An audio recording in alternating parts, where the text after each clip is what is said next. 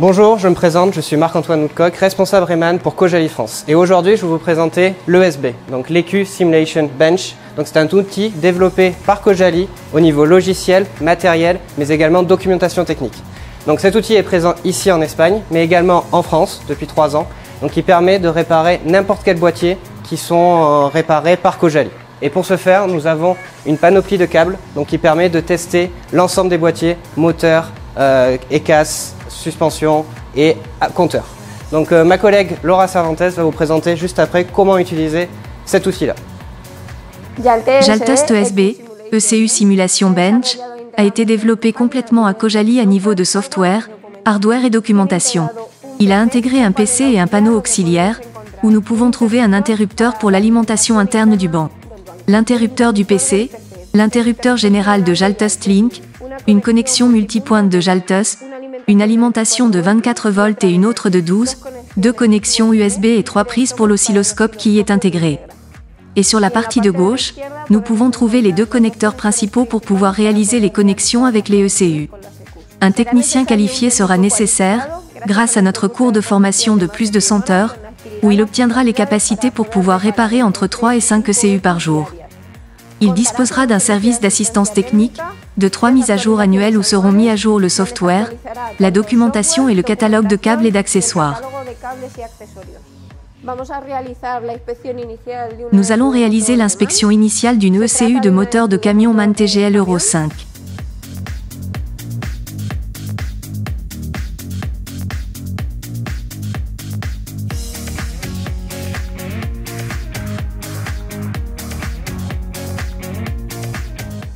Une fois le système sélectionné, nous pouvons vérifier le type de connecteur dont nous avons besoin pour réaliser la connexion. Dans ce cas-là, nous disposons de 2 types de connexions. L'image nous aide à identifier l'ECU que nous allons inspecter et le software nous indique que nous devons utiliser le câble 103 en plus du ESB 02. Une fois connecté, nous appuyons sur le bouton ESB. Il s'agit d'une ECU EDC 7C32, Euro 5 avec un moteur D0836. Ensuite, notre simulateur est en train de se configurer en fonction des spécifications que nous lui avons indiquées. Comme nous pouvons voir, notre simulateur est composé de différentes parties où nous pouvons visualiser la tension d'alimentation et la consommation de courant, une zone pour vérifier les tours, différents capteurs de pression et de température, des composants supplémentaires tels que le GR, les différentes électrovalves, le démarreur et l'injection.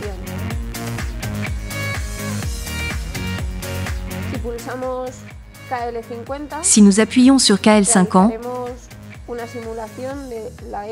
nous réaliserons une simulation de l'ECU démarré et simultanément nous pourrons en réaliser le diagnostic.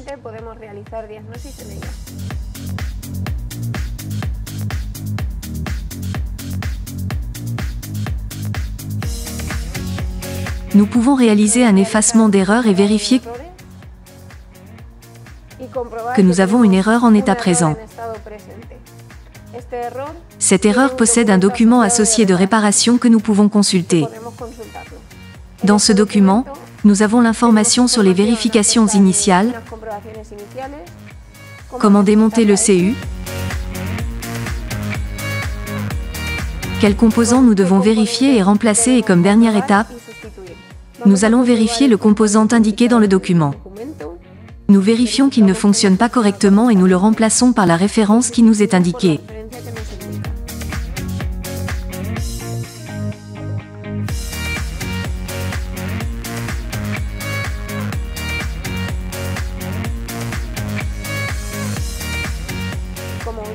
À nouveau réaliser son assemblage.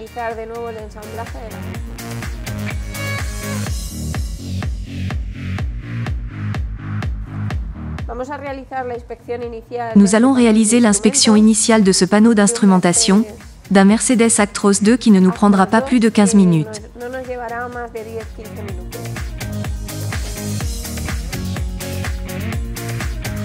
Une fois le système sélectionné, nous vérifierons quel câble nous devons utiliser.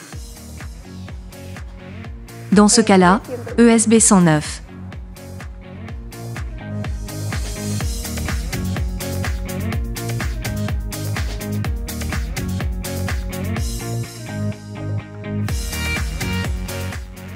Ce type de câbles peuvent uniquement être connectés au connecteur A2.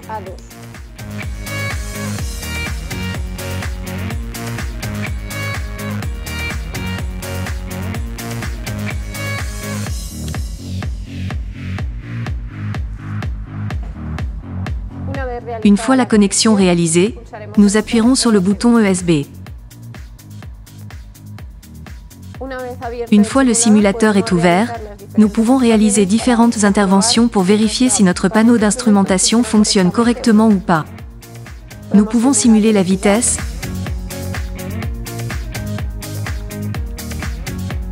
les tours,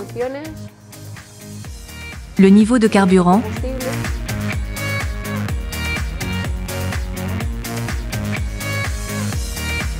le niveau d'AdBlue et la pression d'air.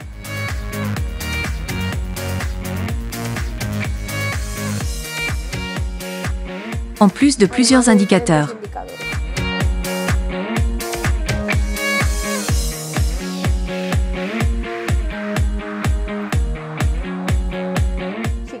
En suivant le document de réparation, si nous avons détecté un problème sur un des indicateurs, nous devons réaliser les étapes suivantes.